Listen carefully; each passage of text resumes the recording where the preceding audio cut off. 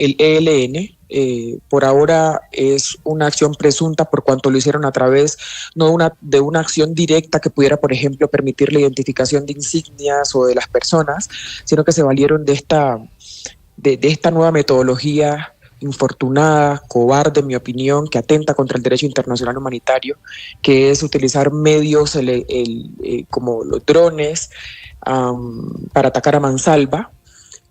Pero en San José del Palmar el grupo que está es el ELN, y el ejército en su comunicado formal de prensa estableciendo los hechos, pues ha dicho que presuntamente puede tratarse del ELN por cuanto son quienes ejercen control territorial en la zona. Sí. Gobernadora, ¿qué tan equipadas están las tropas? ¿Qué tanta presencia militar hay en la zona de San José del Palmar? Le pregunto por el equipamiento porque estos ataques con armas no convencionales como drones cargados artesanalmente con explosivos son difíciles de prever y aún complicados de contrarrestar. De lo que usted sabe, ¿cómo están las tropas atacadas en San José del Palmar? Pues en José del Palmar tenemos una presencia importante de la tropa precisamente porque esta es una zona que se ha caracterizado por incursiones, ataques, presencia de los grupos armados al margen de la ley, específicamente en este caso, o por lo menos durante los últimos años, del ELN. Eso ha hecho que se haya tenido que reforzar de manera permanente la presencia pues del Ejército Nacional en el municipio. Eso ha hecho que en la zona sur, particularmente el departamento del Chocó, las acciones particularmente en contra de estos grupos se haya arreciado. De hecho, hay una hipótesis de la posibilidad de que esto sea una retaliación por los resultados operacionales que ha tenido el Ejército Nacional en los últimos días. En torno a qué capacidad tienen, pues la capacidad es menor cuando se trata de estar en una vereda, cuando se trata de hacer el trabajo de campaña propiamente. Yo creo que en todo caso el Ejército Nacional en términos generales, por lo que está pasando en el departamento del Chocó, por lo que está pasando en el departamento del Cauca, por lo que venía pasando también en el Catatumbo, en general en el sur del país, también debe empezar un proceso que entiendo ya el Ministerio de Defensa en efecto está haciendo, de una modernización de las capacidades en torno a poder resistir también estas nuevas metodologías de terrorismo.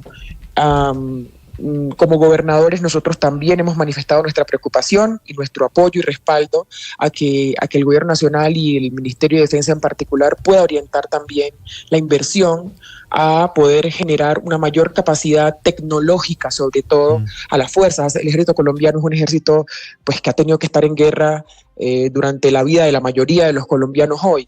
Sin embargo, esa capacidad que tienen de entrenamiento, de capacidad interna, de estructura, debe ser reforzada ahora frente a estas contingencias, por supuesto, por la inversión tecnológica.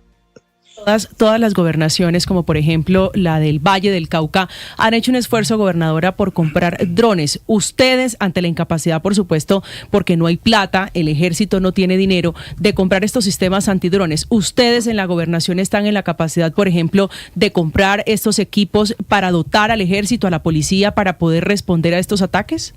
Nosotros no tenemos la capacidad por recursos propios o por el fondo de seguridad que no son tan robustos. La capacidad financiera del departamento del Chocó hasta ahora, nosotros estamos en un esfuerzo de mejorarlo mediante una acción juiciosa de fortalecimiento fiscal y financiero, pero no. Si tomamos en cuenta las referencias ordinarias de los ingresos de un departamento como el Chocó y como le pasa a muchos otros en el país, no tenemos la capacidad de tener tecnología militar por nuestra propia cuenta. El Valle del Cauca, por ejemplo, es un departamento financieramente robusto, pero sí hemos hecho un esfuerzo adicional. Entendemos que esto es prioridad, entendemos que para la ciudadanía es prioridad, así que hemos destinado una cuantía de las regalías directas que nos permiten generar otro tipo de inversiones. Ya tenemos un proyecto en torno a los 5.000 millones de pesos que lo que busca es entregar capacidades no solamente al Ejército Nacional, en donde están incluidos un par de drones, sino también a la Policía Nacional, a la Armada Nacional, porque el Chocó es un departamento sumamente fluvial y marítimo. De hecho tenemos 2 costas,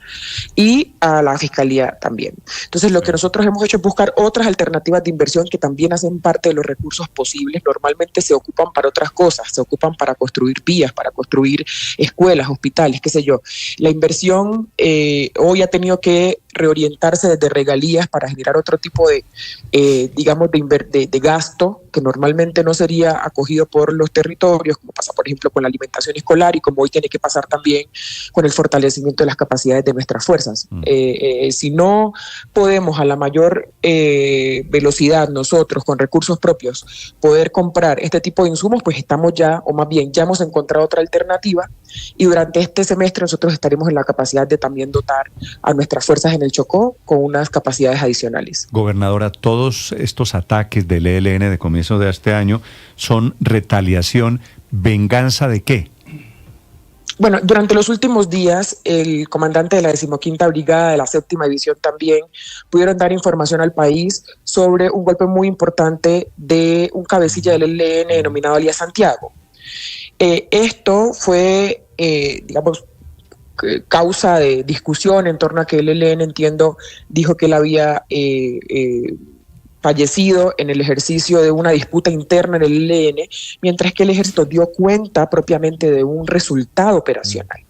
Entonces, frente a esta disputa y frente a esta situación, y siendo igual el hecho de que Elías Santiago era muy importante, por lo menos en la estructura a nivel del Pacífico colombiano, no solamente del Chocó, hoy se ha entendido la posibilidad de que presuntamente pueda hacer también una retaliación contra el ejército, contra la 15ª Brigada, que es particularmente la que se encuentra dando estos resultados.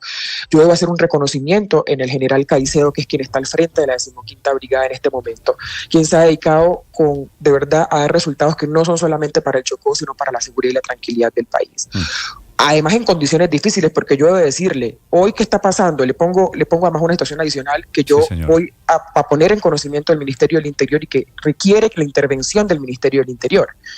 Pasan cosas adicionales. Hoy, en medio de esta situación que tiene el Departamento del Chocó en seguridad y los ataques, y de tener que, por ejemplo, desplegar las tropas, hay algunas comunidades indígenas que por otros temas que son, digamos, netamente internos y administrativos, están cerrando las vías del Chocó. Ya han anunciado el cierre de la vía Quibdó-Medellín y procederán después con la vía Quibdó-Medellín. ¿Qué comunidades son esas, gobernadora? Algunas comunidades indígenas que se encuentran en la zona del Alto Andágueda, no son todas, es una comunidad en particular, o una región nueva en particular. ¿Ya cerraron vías? Ya, hay una comunidad a la altura del 12 que ya hizo el cierre de la vía Quibdó-Medellín, a la altura de la comunidad conocida como el 12 en la vía Quibdó-Medellín, municipio de Carmen de Latrato, y procederían entonces a la altura del corregimiento de Santa Cecilia a cerrar la otra vía. Y esto viene generándonos a nosotros una complicación porque no hay ninguna intención en la gobernación del Chocó, por ejemplo, en dar a entender que las comunidades puedan estar aliadas con este tipo de cosas. Pero sí nos preocupa mucho cómo precisamente en las zonas donde se han generado los combates, donde se han generado los hechos anteriores con el Ejército Nacional, se llegan a presentar temas administrativos en teoría, o más bien en el concepto administrativos, justo en los momentos más graves de presión y tensión entre el Ejército Nacional y particularmente el ELN. Le da a uno mucho temor. No lo estoy afirmando porque de hecho hemos tenido que pasar incluso por temas judiciales en torno a esto. Le da a uno mucho temor que pudiera el ELN estar utilizando a las comunidades, puede ser afroindígenas, en el desarrollo de también sus actividades y sus movimientos. Nosotros en el departamento dependemos de esas dos vías. Nosotros en el departamento, si no, tendríamos que hacer solamente operaciones helicoportaje, y como le digo, hoy la prioridad es para nosotros poder atender la salud de estos 10 militares, poder fortalecer las capacidades que tenemos también en el territorio y, por supuesto, llegar a la idea de que no con respuesta armada se resuelven todos los problemas en Colombia, menos en Colombia, que además es tan poroso. Pero sí se logra recuperar control territorial, que es muy importante a la hora también de ver en qué posición estamos frente a estas acciones de guerra. Desafortunadamente es la larguísima mano del ELN también detrás de esos otros problemas. Gobernadora, es un gusto saludarla. Lamento que sean estas circunstancias, muy amable. Gracias a ustedes. Un saludo para la gente del Chocó, 8-9 minutos. Estás escuchando Blue Radio. Escanea este código y suscríbete a nuestro canal de YouTube, @Blue Radio Co. Y disfruta y participa de la programación de Blue Radio. Blue Radio, le ponemos cara a la radio. Blue Radio, la alternativa. Se viene el mundial, la fiesta va a empezar. Con Blue todos disfrutan, nadie se nos queda atrás. Se viene el mundial, la fiesta va a empezar. Se juega en los estadios, se vive en Blue Radio. Te vamos informando cómo se prepara nuestra selección. Blue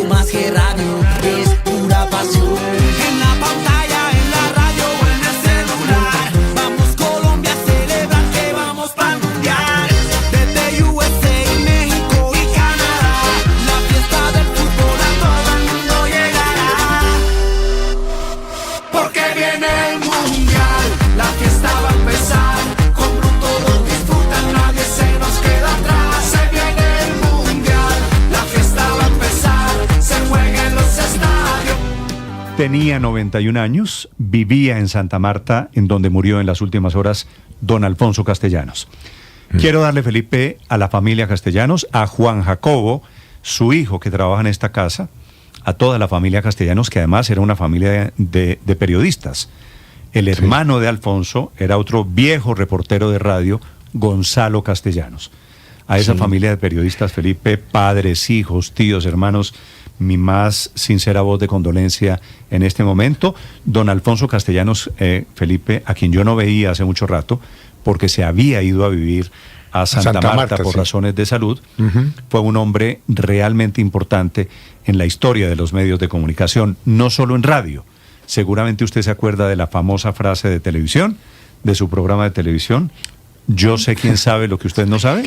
Claro, pero fíjese que don Alfonso Castellanos marcó en su momento, estamos hablando de los años 70, tal vez principios de los 80 y no finales de los 70, él fue el que se inventó el programa de los precios de los productos agrícolas. Claro. Acuérdese que Alfonso Castellanos salía tal vez antes o después del Minuto de Dios y le hablaba a uno de hoy la piña perolera, tanto, no sé qué, tanto. ¿Eso era don Alfonso Castellanos, Felipe? Claro, y de ahí pasó ¿Eso en qué año a fue, su Felipe? programa, ¿Eso yo qué, sé quién sabe lo que usted no sabe.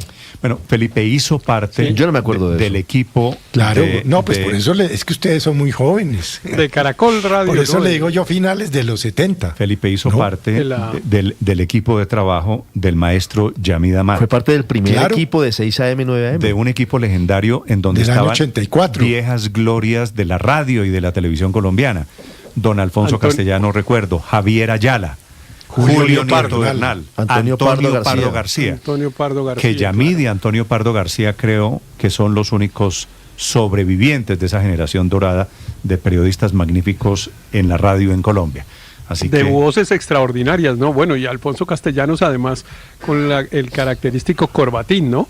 Claro. Que se vestía siempre de una manera muy formal y usaba corbatín en realidad. Esta fotografía que ven quienes están en este momento conectados a YouTube, Héctor, me causa mucha nostalgia.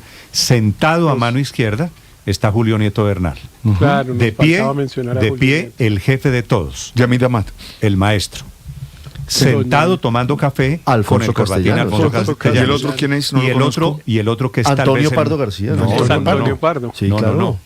Sí, sí. El de bigote es Antonio Pardo García. Claro, el de bigote sí, es sí. Antonio Pardo García, claro. Estos eran, porque Yamid se inventó lo que ahora es común en radio, lo que se llama ahora la mesa de trabajo.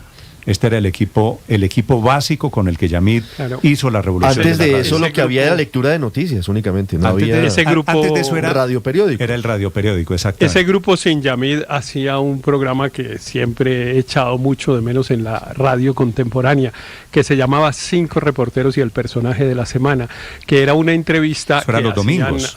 Que hacían Julio Nieto, Antonio Pardo, Alfonso Castellanos, en fin, los domingos en la noche, seguramente lo grababan en otro momento y entrevistaban al personaje político, digamos, de la semana, y eso normalmente generaba una noticia que era la que abría la noticia siguiente. Política del lunes, claro.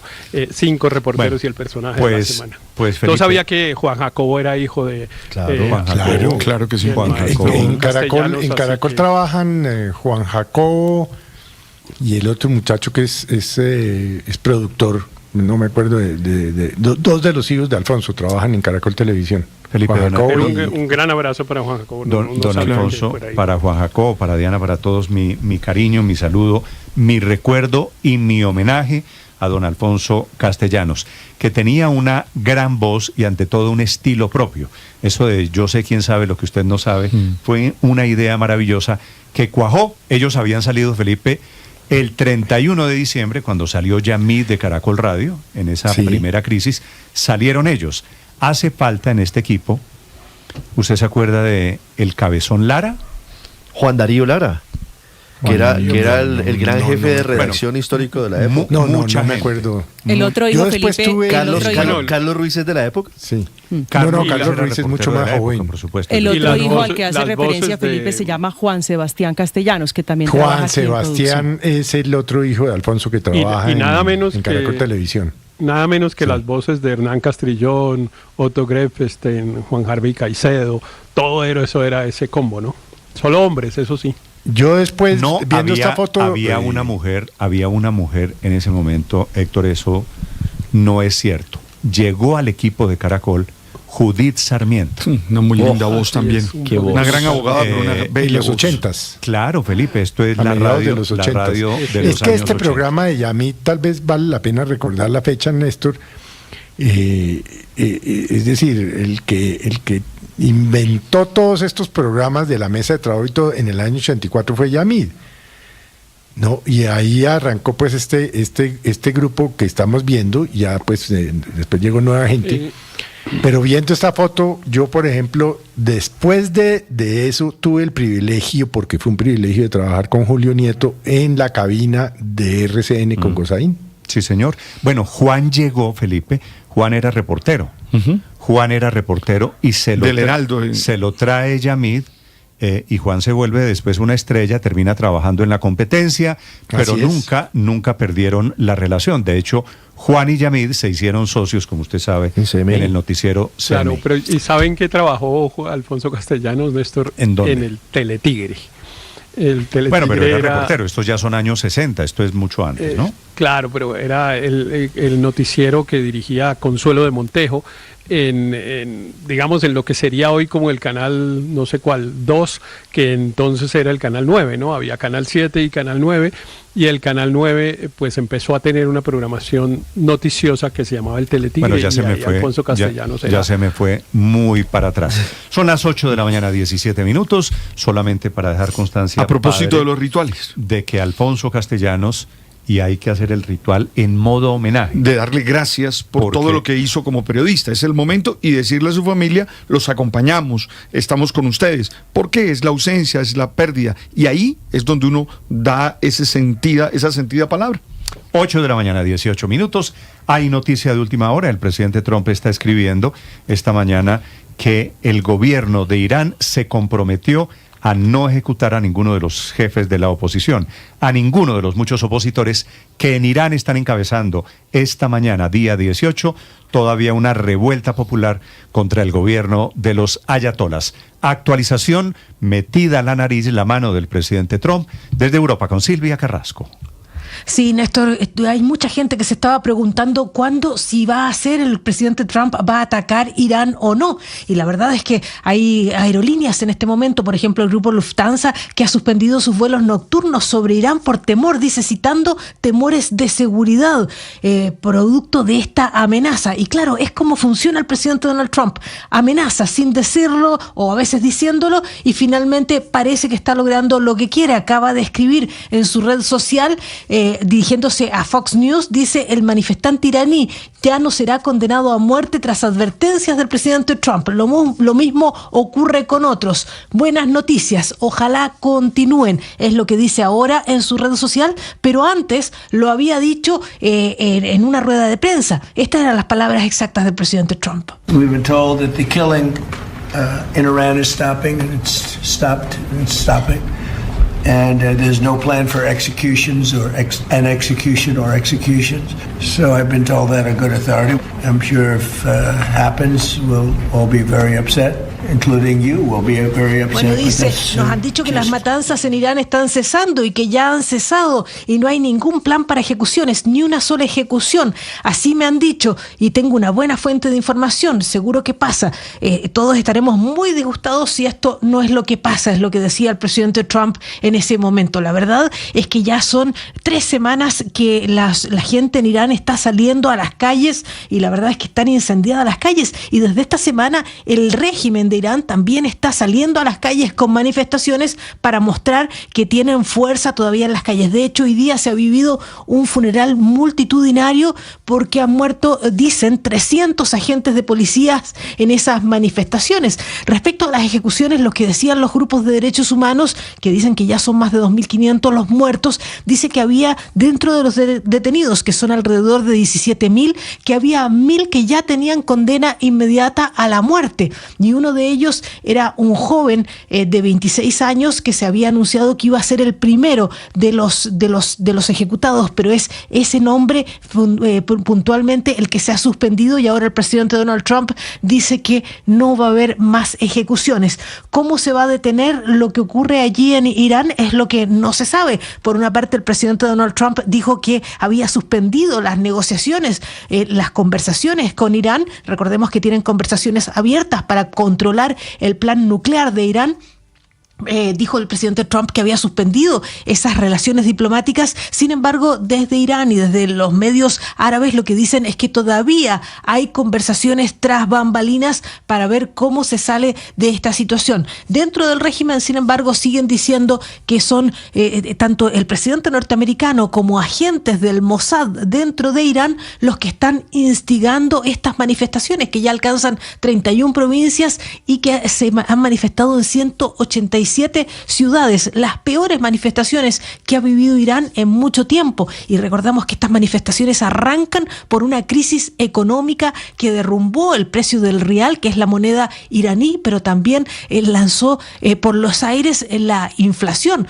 En diciembre era de más de un 42% la inflación general, pero solamente en el pan era de más de un 127%. Y esa fue la razón por la que arrancaron estas manifestaciones. Ahora se han transformado en manifestaciones que piden el cambio de régimen y no se sabe hasta dónde va a llegar esto, Néstor.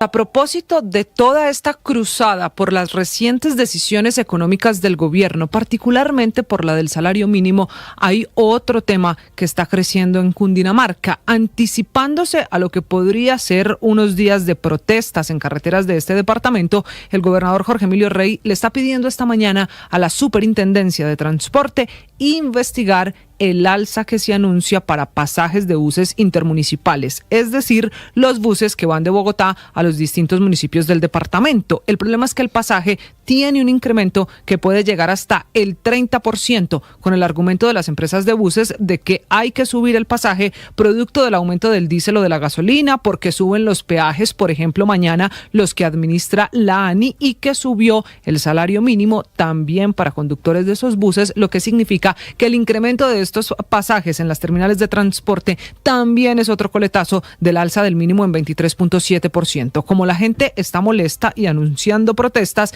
el gobernador recuerda que las autoridades departamentales o los alcaldes no tienen ninguna competencia para regular esos precios, que él mismo califica como un alza exorbitante. Por eso pide la intervención de la Superintendencia de Transporte.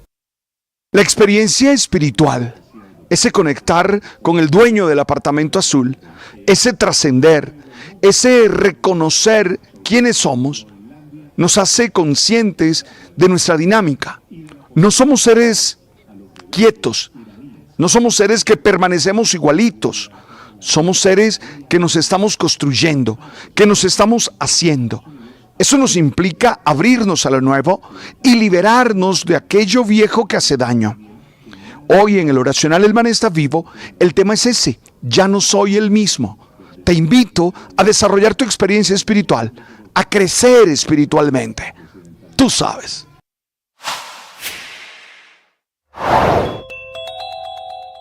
La otra tesis que contó anoche el presidente Petro es que gracias a la emergencia económica que decretó su gobierno hace 2 semanas, hay más interés y más credibilidad internacional en la economía de Colombia, que la emergencia económica es un símbolo de la fortaleza de la confianza, que va a ser una tesis muy difícil de demostrar afuera ante los mercados internacionales. El presidente Petro tiene la teoría de que los inversionistas internacionales y los mercados en el mundo están respaldando sus decisiones económicas porque le compraron los bonos.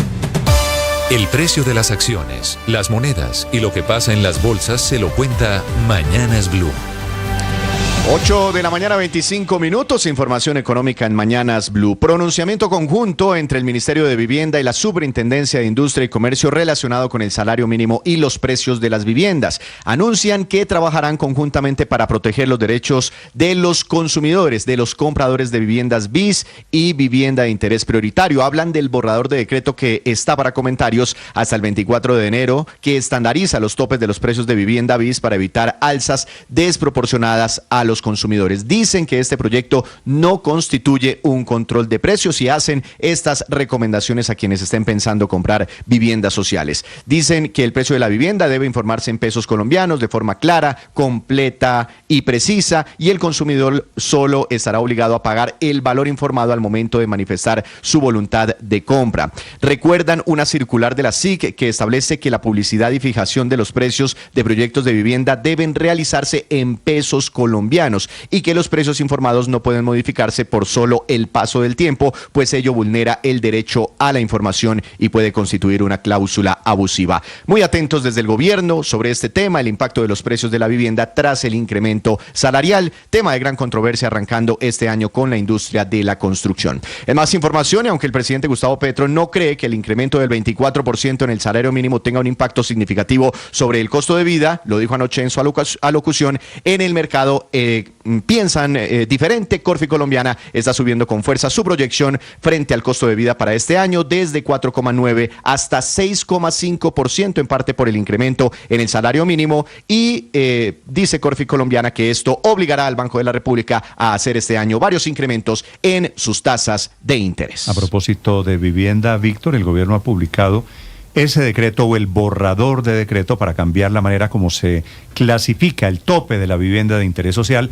especialmente con el susto de que el salario mínimo, reajustado en más de 23%, vaya a impactar la compra de vivienda, la más popular para los más vulnerables en Colombia. Señora viceministra de Vivienda, Aide Marcilia Bello, viceministra, buenos días. Muy buenos días para toda la audiencia. Viceministra, ¿qué quiere cambiar el gobierno? ¿Cuál es el temor de que si se deja en salarios mínimos la vivienda podría impactarse con el aumento del mínimo? Bueno, pues primero que todo quiero agradecer este espacio. Quiero que la gente esté enterada de cuál es el propósito de este proyecto de decreto. Primero, lo que debo decir es que no estamos cambiando los topes de la ley. El Plan Nacional de Desarrollo, el artículo 293, establece, mejor dicho, la ley 388 dice que cada gobierno debe fijar en su plan de desarrollo cómo define la vivienda de interés social. Este gobierno, el gobierno del cambio, en el artículo 293 del plan de desarrollo estableció que la vivienda de interés social, por regla general, es aquella que no cuesta más de 135 salarios mínimos. Estamos hablando que el plan de desarrollo estableció un tope en salarios mínimos. Eso es una cosa, el tope. Y otra cosa es el precio. A cómo me van a vender la vivienda a mí, individual, particular, con el constructor que la está vendiendo. Lo que estamos diciendo es que ese precio, ese negocio... Hoy en día, digamos antes del reajuste del mínimo, yo compro una vivienda de interés social, ¿me la venden valorada en salarios mínimos? Es una práctica que viene ocurriendo que es ilegal, porque la ley no establece que sea en salarios mínimos, la ley establece un tope. Por eso... Claro, pero como hay un tope en salarios mínimos, se volvió habitual que se compraba en salarios mínimos también, pero no es lo legal.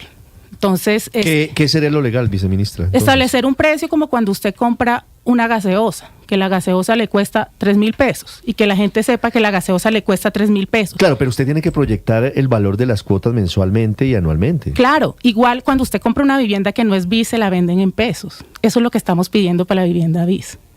Usted compra una vivienda no BIS y le dicen, le cuesta 700 millones, se la entregan en 3 años. Eso es lo que queremos también que pase para la no BIS.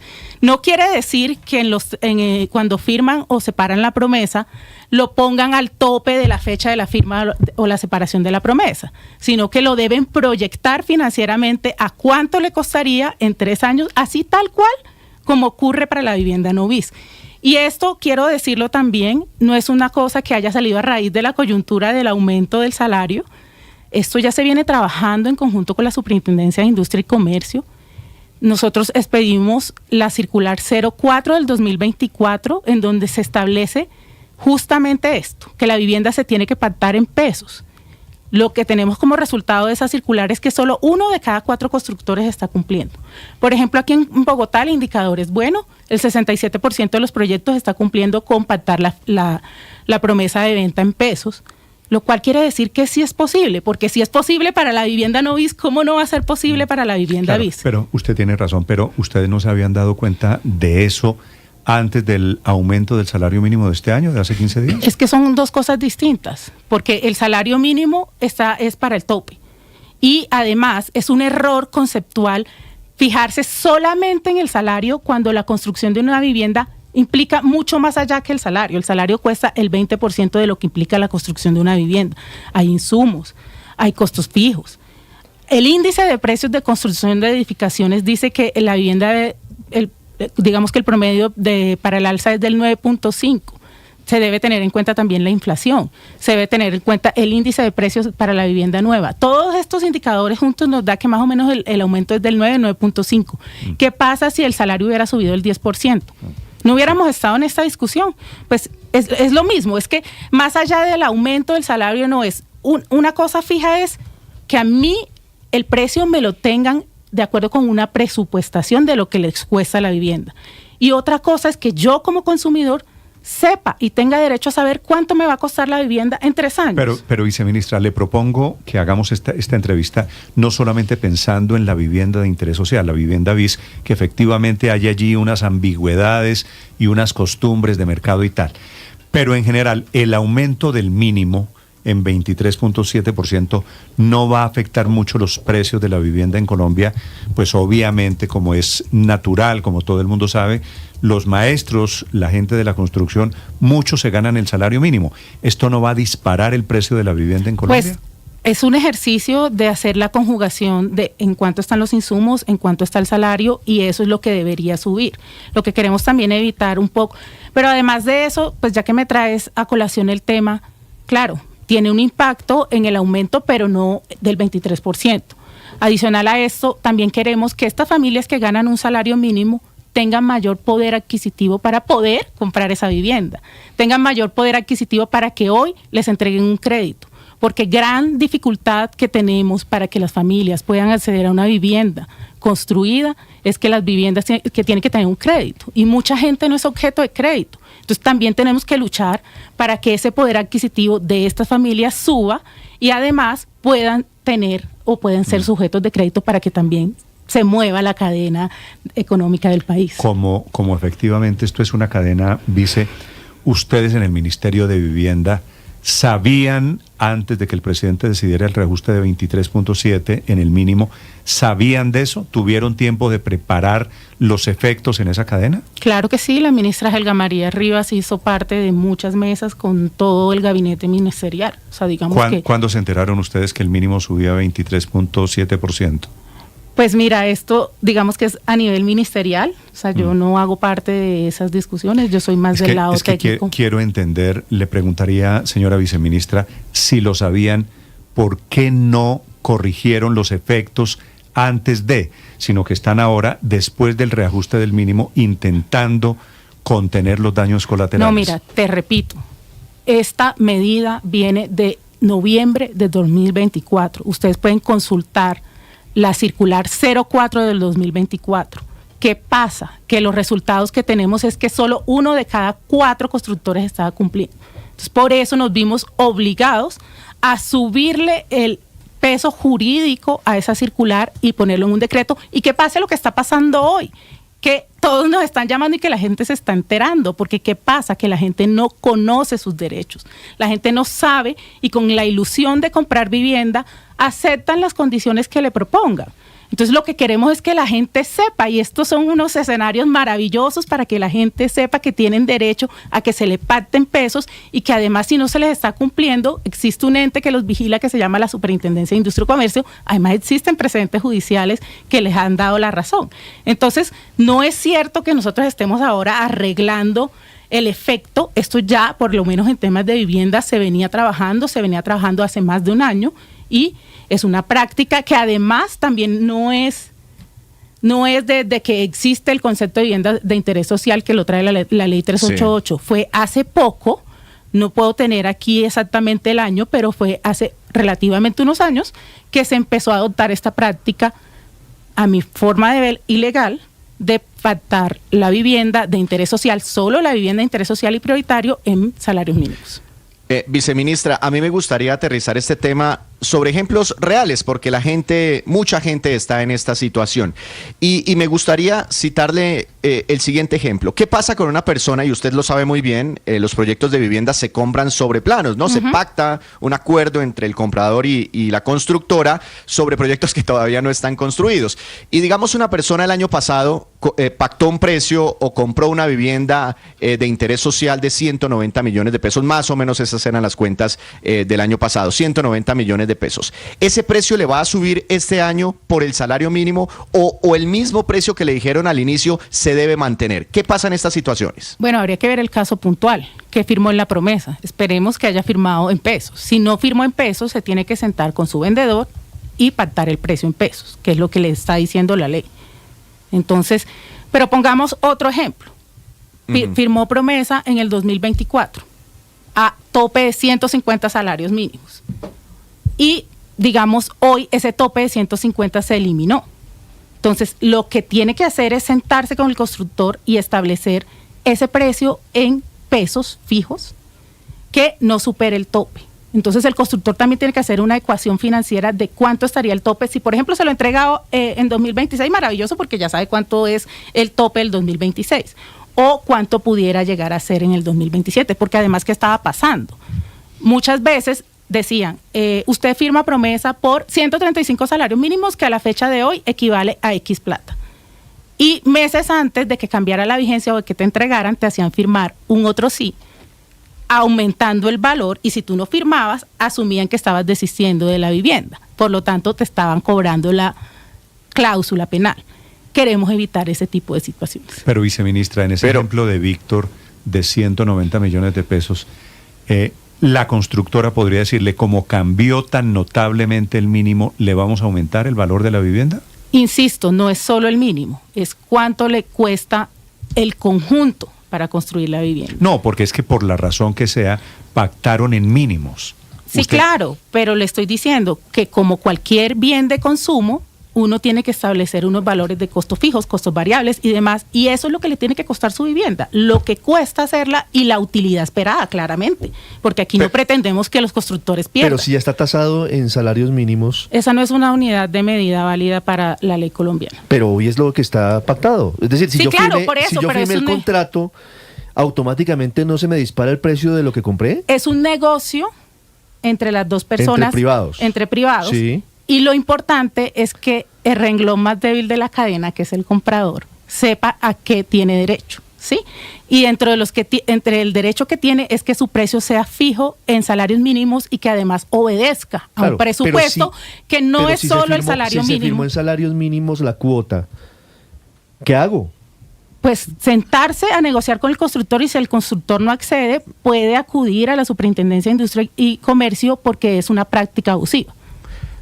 Eso está reglamentado desde la circular. ¿Pero por qué abusiva, viceministra, si estuvieron de acuerdo los dos? Si está en el plan de desarrollo y hubo un acuerdo entre ambas partes? No, en el plan de desarrollo establecen un tope. Hay un acuerdo en salarios mínimos. En salarios mínimos, pero es un tope, no es un precio. Es muy distinto el tope al precio. ¿Y entonces por qué no establecieron en el plan de desarrollo un precio que no sea en salarios? Pues porque la dinámica del plan de desarrollo, usted lo sabe muy bien, depende de muchos factores, entre esos el Congreso, porque la idea era otra, pero pues en el Congreso se surtieron trámites distintos y quedó así.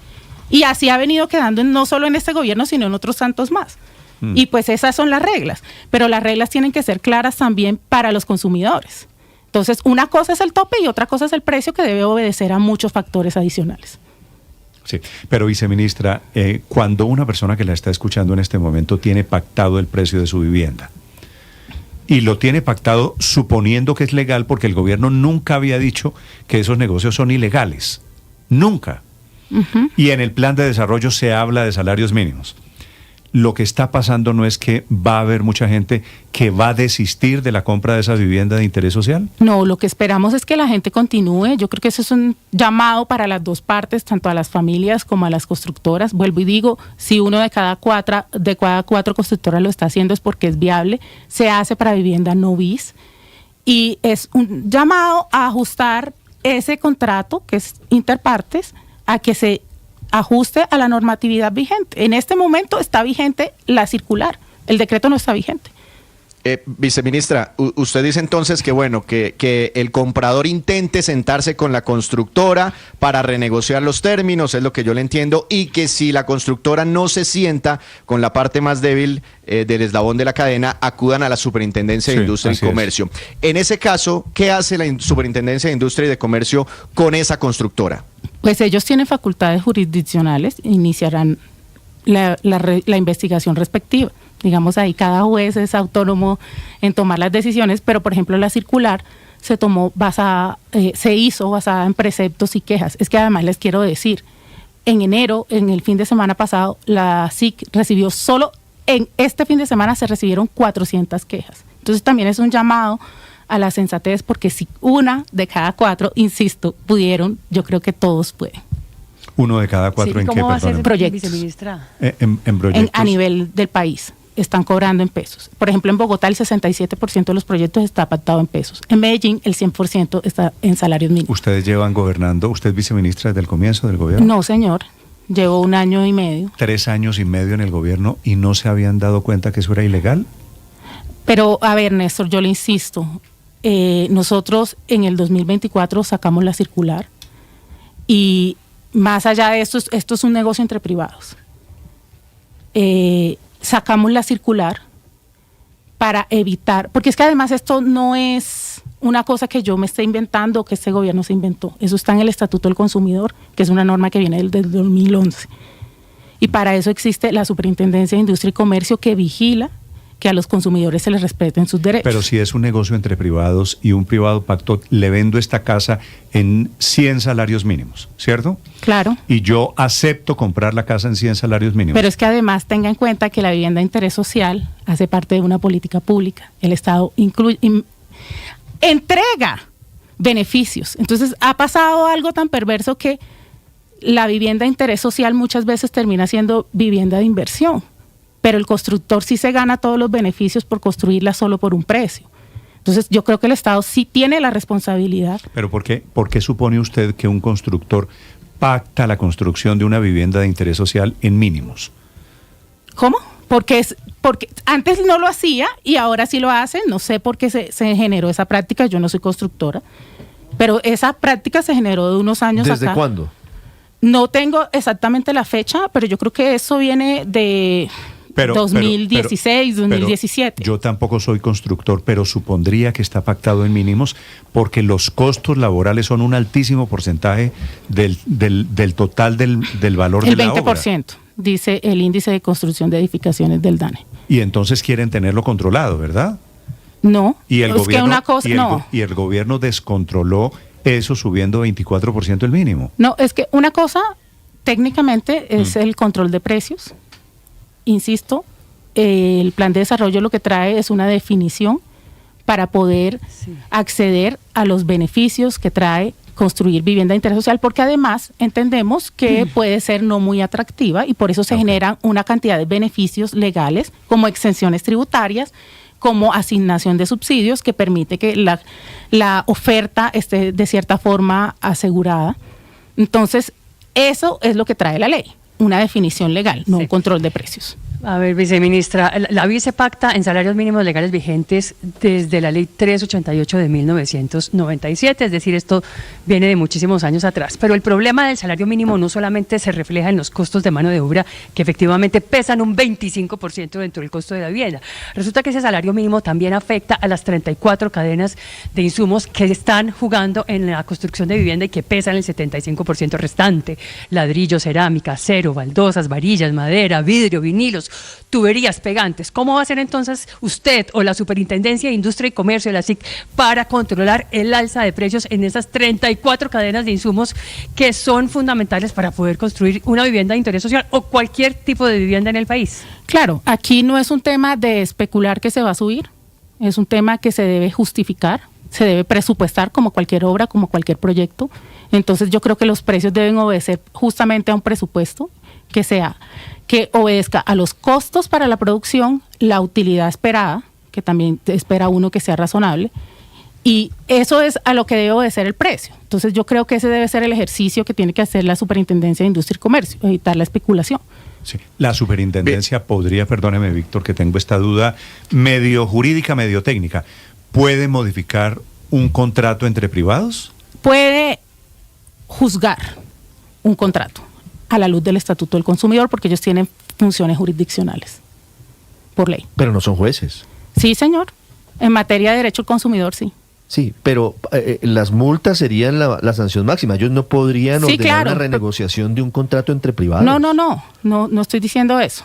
Ellos tienen, le acabo de contestar, pueden juzgar, pero no pueden meterse. Juzgar y sancionar, pero la sanción va a ser una multa a la constructora. Pero el comprador quedó colgado de la brocha, porque al final el contrato siguió igual. Pero lo importante es que la gente sepa. La gente tiene que saber que tiene sus derechos y pues es importante defender también el eslabón más débil de la cadena. Pero entonces yo creo que un poco, perdóname. Al final la defensa es inocua porque no le van a cambiar el método de cálculo de las cuotas. Pero yo creo que cuando hay reglas claras en todos los actores, todos podemos jugar con transparencia. Entonces ese es un llamado también a la transparencia. Es un poco como que yo como es que de verdad, insisto, si unos lo han hecho, ¿por qué todos no lo pueden hacer? No estamos pidiendo algo que sea traído de Marte. No estamos pidiendo algo que sea extraordinario. La vivienda no bis, usted va a comprar un apartamento en Los Rosales y le dicen, le cuesta 1.200 millones y se lo entregan en 3 años. Y usted acepta ese precio y usted ya sabe. Pero ¿por qué hoy a una familia de estrato 1 o 2 le dicen le cuesta 135 salarios, que en ese momento cuesta 160 y luego va a pagar 240? Entonces es un poco el llamado. Yo estoy de acuerdo con usted. Y no es yo estoy de acuerdo con usted en que todo debería ser transparente. Exacto. Y pactarse por encima de la mesa. Pero el gobierno también, creo, viceministra, ha debido darse cuenta que hay un mercado que funciona así antes de subir el mínimo como lo subió. Y entonces, si están pactadas viviendas con valor, con base en el salario mínimo, estamos pagando las consecuencias. Pero insisto, de eso. Si el mínimo hubiera subido 5%, 6%, o 7% o 10%, no estaríamos en este Pero retraso. Antes de eso estaba la circular 04 que no hicieron caso. Entonces tocó subirle el rango normativo. ¿Y qué hacemos? O sea, de verdad, esto es un llamado a la transparencia. Hay constructoras muy serias, muy responsables, que cumplen a cabalidad la norma, pero desafortunadamente lo que nos muestran las estadísticas es que otras no. Yo he conocido proyectos de muy buena calidad, a excelentes precios. Lo que estaba pasando es que todo el mundo se estaba pegando al tope. He conocido proyectos maravillosos que los entregan completamente terminados.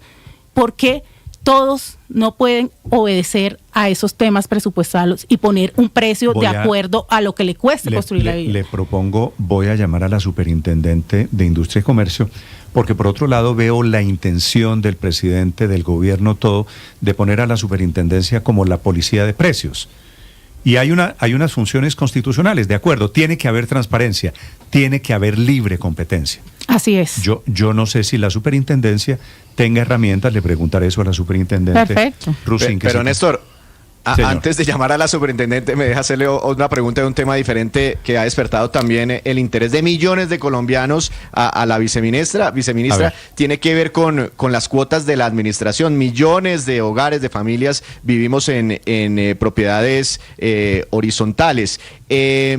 Estas cuotas de administración pueden subir en el mismo valor, en la misma magnitud del salario mínimo, es decir, un 23, un 24% para este año, ¿o cómo se deben fijar esas tarifas? Aquí también aplicamos a lo mismo. Depende de los costos y del presupuesto que tenga el edificio. Lo que el edificio presupuestúe de acuerdo con sus costos. Entonces, subirá de acuerdo con el presupuesto del edificio. Si además del salario paga. Eso quiere decir sí. Eso es sí. Pero claro, además del salario, no quiere decir nada, quiere decir que tiene que presupuestarse. Además del salario están los servicios públicos, están los insumos, están otra cantidad de factores que se deben tener en cuenta, pues como para proyectar esa aumento Pero de al final, cuota. Y el número claro, de propietarios pero también es importante. Cada edificio no tiene al final la facultad de definir cómo se da Sí, ese claro, aumento. es una decisión de la asamblea de propietarios. Perfecto. No es que la cuota esté automáticamente indexada al salario mínimo, es una decisión autónoma de la asamblea de propietarios y depende de muchos factores. No es lo mismo un edificio de 20 apartamentos a un conjunto de 800 apartamentos que se pueden distribuir las cuotas. Es exactamente lo mismo. ¿No? Pues un Claro, porque edificio es más grande. Un edificio de 800 apartamentos tiene más celadores y tiene más señoras de el aseo. Que esos Pero son se los- puede repartir entre más. Entonces, pues Sí, digamos, es muy variable, depende del el presupuesto, promedio- insisto. No, lo que le quiero decir es, el promedio es el mismo dividido entre 800 o entre 20. El promedio sigue siendo el mismo. Pero entiendo que hace parte de la controversia. Ujú. El gobierno a través del Ministerio de Vivienda va a decir o decidir algo sobre el tema que le pregunta Víctor de cuotas de administración. No, eso es una decisión que la ley 675 la deja a las asambleas de propietarios, nosotros no podemos regular eso. Vale. Viceministra, gracias por acompañarnos. Bueno, esta gracias mañana. a ustedes. Muy amable. Aide Marsiglia Bello es la viceministra de Vivienda. Estás escuchando Blue Radio.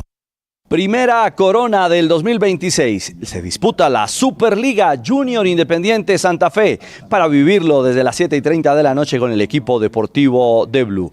El duelo de campeones a través de nuestro canal de YouTube y en todas las plataformas con Blue.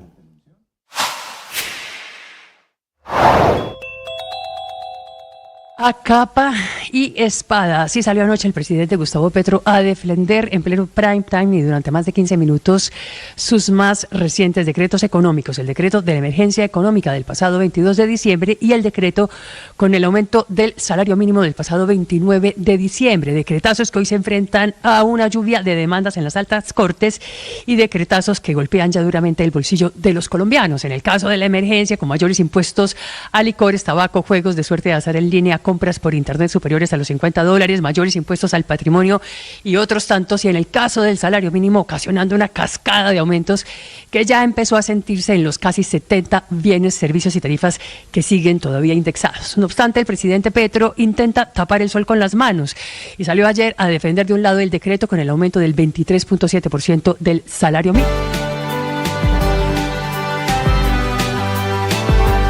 8 de la mañana, 52 minutos. Señora Superintendente de Industria y Comercio, Cielo Rusinque. Buenos días, doctora Rusinque. Buenos días, Néstor. Un especial saludo a la mesa y a la audiencia. Feliz año. Igualmente, Néstor, un feliz año para ustedes. Bueno, le traslado la pregunta sobre el tema de vivienda, pero en general sobre los muchos mensajes a propósito del impacto del aumento del salario mínimo en la canasta familiar. El presidente Petro la invita a que ejerza la vigilancia. ¿Hasta dónde va a llegar la superintendencia, doctora Cielo, en esta labor de control de precios? ¿Se va a convertir la superintendencia en la policía de precios en Colombia? A ver, Néstor, la labor que adelanta y que siempre ha adelantado y seguirá adelantando la superintendencia no es otra diferente a la que dispone nuestro marco constitucional y legal.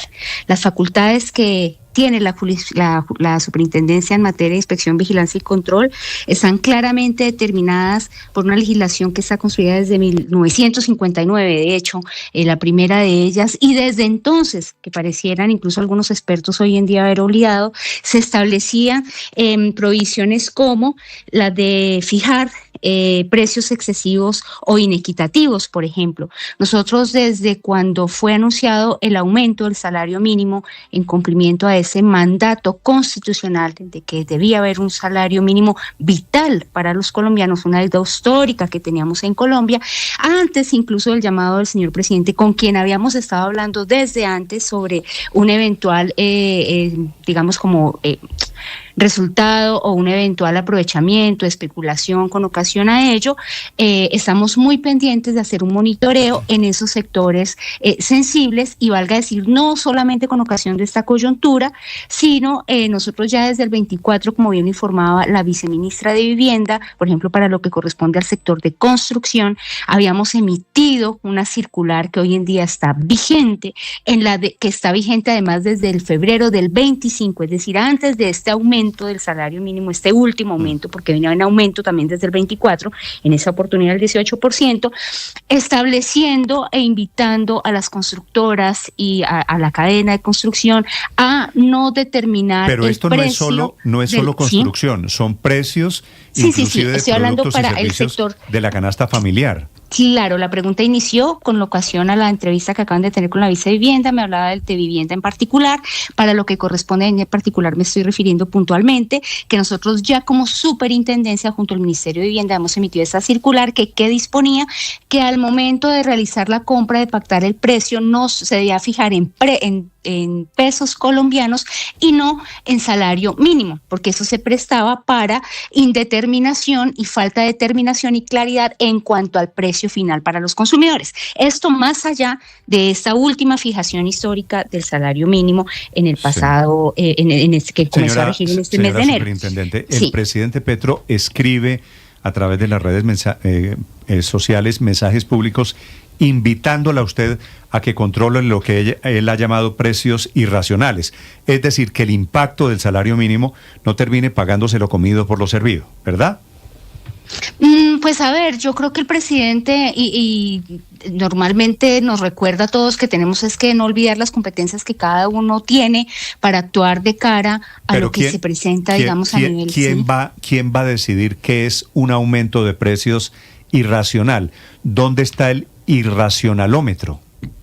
A ver, Néstor, la legislación en ese sentido, nuestro ordenamiento es muy claro, hay una doctrina ya creada en la superintendencia, que valga decir, incluso tiene antecedentes, superintendente Robledo veía esto como algo escandaloso, olvidando que él incluso en el 2014, bajo su administración, emitió una sanción, por ejemplo, hablando de doctrina y antecedentes, hablando de unos precios excesivos e inequitativos en un caso particular. Aquí no hablamos en generalidad, yo no puedo decirle a usted, en este sector ya hay un precio inequitativo o se está especulando, hay una distorsión del mercado. Nosotros obramos de manera rigurosa, con unos procedimientos, con unos procesos, adelantamos investigaciones, recaudamos material probatorio, escuchamos a las partes. ¿Qué ocurre? La idea es que en una economía social de mercado, si bien es cierto hay una iniciativa privada, hay una libertad empresarial, obviamente los empresarios tienen que tener unas ganancias, todo eso está en el marco de la equidad, digamos. No me ha contestado. ¿Quién decide qué es un aumento irracional de precios? Usted, pues a ver, Néstor, claro que le estoy contestando. Supermercado y dicen, las salchichas subieron mucho de precio, ¿vamos a sancionar? Le puedo contestar si me deja terminar, porque no me he desviado en absoluto de la pregunta inicial. Hay procedimientos, hay investigaciones, hay herramientas de investigación y sobre todo tenemos un marco jurídico muy claro que nos permite determinar cuando una conducta infringe el régimen legal, sea de la libre competencia, sea el Estatuto del Consumidor y los derechos de los consumidores. Y uno de ellos, por ejemplo, y es ahí donde estaba hablando, contestando a su pregunta, porque esto no es un marco inventado ahorita en el último mes, esto viene de la Constitución del 91. Sí, recordando que hay un modelo de economía social de mercado donde esos derechos fundamentales y esas garantías constitucionales como la iniciativa privada, la libertad de empresa, también tienen límites. Y esos límites están en un marco de responsabilidad social empresarial, de bien común. Y dentro de esos ¿me permite terminar, Néstor? Néstor, ¿me permite terminar? ¿Cómo consideran un aumento de precios irracional? Néstor, le estoy contestando si me deja terminar la respuesta. No me está contestando, doctora. Claro que le estoy contestando. ¿Puedo terminar? ¿Qué es un aumento de precios irracional? ¿Quién decide qué es irracional y qué no es irracional? Cuando no corresponde a los costos de producción de los bienes y servicios. Para eso no es cielo rusinque que llega ya como casi quieren mediáticamente, ustedes parece un meme, lo que ustedes creen que es que uno llega allá y dice, aquí esta panadería tiene el pan a 23% más y la vamos a cerrar o la vamos a sancionar, por favor, eso es ignorancia cras. Nosotros partimos de una serie de monitoreos, de investigaciones, de indicios, se recoge material probatorio, nosotros en esas investigaciones participa un equipo interdisciplinario desde economistas, abogados, contables, etcétera.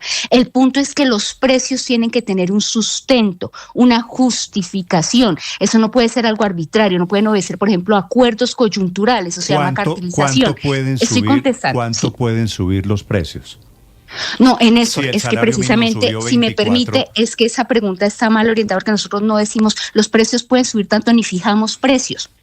reitero, y lo hemos dicho en comunicados, que no nos quieran escuchar es otra cosa, que quieran distorsionar el mensaje.